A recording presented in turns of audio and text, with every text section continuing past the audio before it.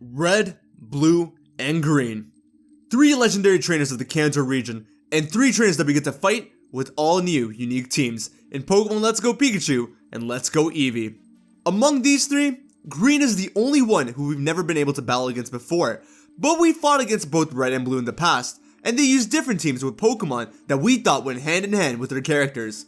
And when those Pokemon were absent in the Let's Go games, people started asking a whole bunch of questions, such as, why does Red use Venusaur and not Charizard on his team? Well, we're gonna answer that question and more in today's video, as we're gonna be talking about and explaining the reason behind every Pokemon's inclusion on Red, Blue, and Green's teams in Pokemon Let's Go Pikachu and Let's Go Eevee, because their teams have a lot more meaning behind them than you might think. And it may even give you some insight on a certain Pokemon story that you never knew about. So, stay tuned.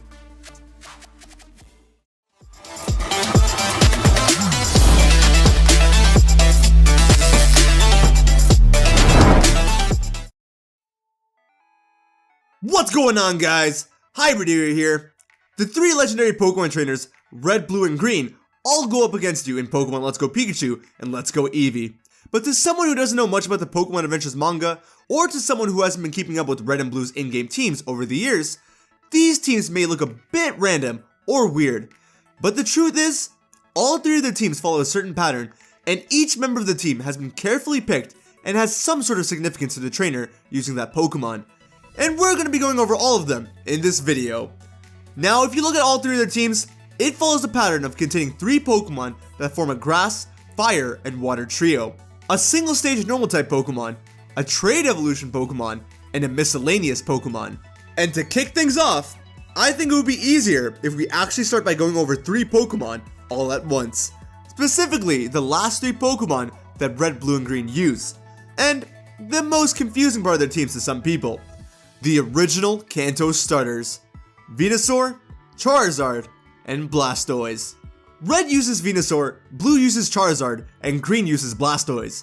Most people were expecting Red to use Charizard, Blue to use Blastoise, and Green to use Venusaur. Not because of their names or anything, but because in various different universes in the Pokemon series, the protagonist tends to use Charizard, and the rival tends to use Blastoise. Whether that be in the Pokemon anime, where Ash uses Charizard and Gary uses Blastoise, or in Pokemon Origins, where Red uses Charizard and Blue has Blastoise. But within the Pokemon Adventures Manga, Red chose Bulbasaur while Blue chose Charmander. This is because Pokemon Red and Green were the first 2 Pokemon games in Japan, and the protagonist always starts off with the weaker starter Pokemon. So, since Venusaur is weak against Charizard, naturally Red ended up getting Bulbasaur while Blue got Charmander.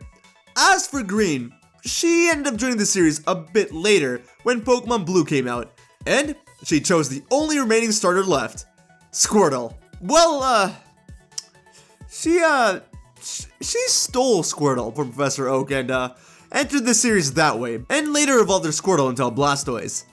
If you couldn't tell, Green's mischievous personality from Let's Go is inspired from the Pokemon Adventures Manga. I can't say the same for Red and Blue though, but that's probably because their personalities were already established well within the games.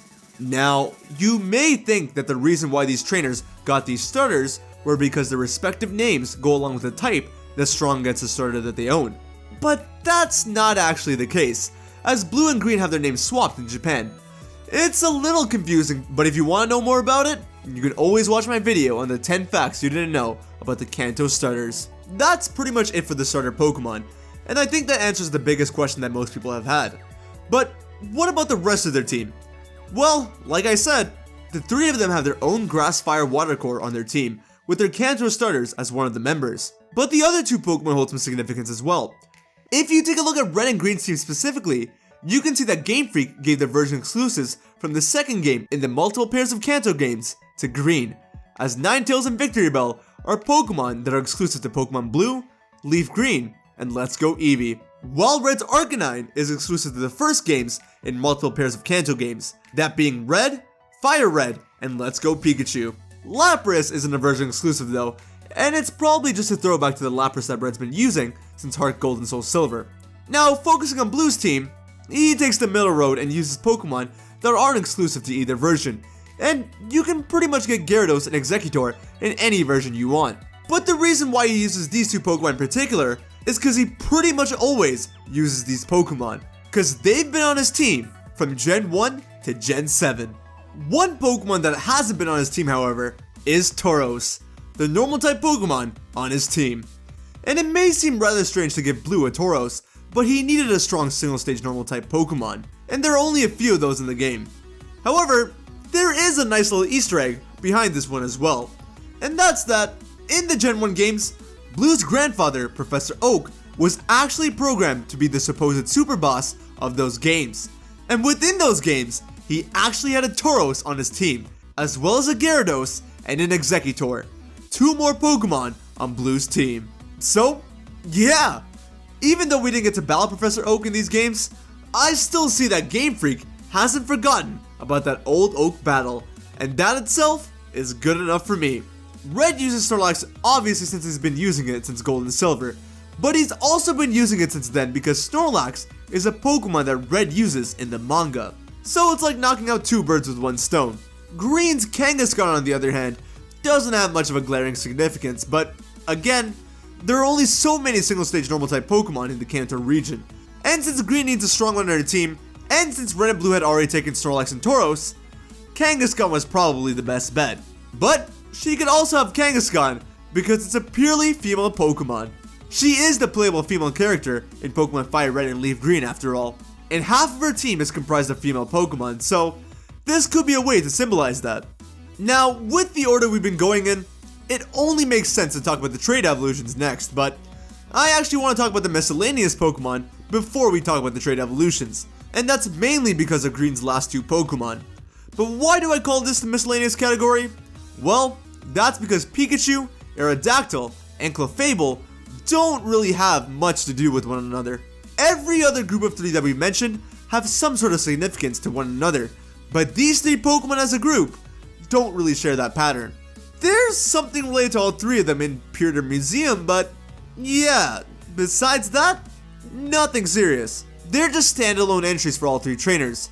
For instance, Blue uses Aerodactyl because he uses them in the video games from the 5th and 7th generations, and Aerodactyl will likely be a Pokemon that we see him use more often from here on out. As for Pikachu, I don't think it needs much of an explanation. Every version of Red that you can possibly think of owns a Pikachu because it's the mascot of the series. Really, I'm just surprised that Blue didn't have an Eevee to go with Red's Pikachu, but hey, I'm just glad that this part of Red's team didn't change. And as for Clefable, Green uses one in the manga, but she also has another fairy-type Pokemon from Kanto on her team in the manga. That Pokemon being Wigglytuff. So it's a little surprising that Green had Clefable instead of Wigglytuff, and I think part of it may have to do with Clefairy possibly being the 3rd starter Pokemon of the Let's Go games. This was a video I made before the games were released, and there were a lot of hints pointing towards Clefairy at that time as well, but there were a lot more introduced within the games, and I think I'll make a new video on that later if you guys are interested. Just let me know if you want to see it or not. But yes, Green owns a Clefable because of her manga counterpart, but also more than likely because of her trait evolution Pokemon, Gengar. For those of you that don't know, there have been a lot of theories in the past about how Gengar is the shadow of Clefable. This has to do with them being similar in terms of design, height, weight, lore, and other coincidences in the series. And I think giving Green both Clefable and Gengar for her team is another hint towards that theory being true, as she doesn't really have a connection to Gengar in any other way. However, Blue has used Alakazam since Generation 1, and it has been a staple on almost every single one of his teams since then. As for Machamp, we never see Red use a Machamp, but we do see Blue use it pretty often within the video games. So, what gives? Why give Red Machamp instead of Golem when Blue uses Machamp? Well, I think it's because Machamp is Blue's Pokemon that Red uses it. In the Pokemon Adventures Manga, Blue owned a Machoke, and one day, him and Red somehow accidentally got their Pokemon mixed up and essentially traded their whole team with each other. And since Machoke is a Pokemon that evolved by trade, Machoke evolved into Machamp under Red's ownership. So, there's a nice little manga reference with that entry as well. But what about our boy Golem? Why didn't he get a spot on one of these teams? Well, unfortunately, there were only 3 trainers. But there is a 4th Kantonian trainer in the series who actually uses a Golem herself, Yellow.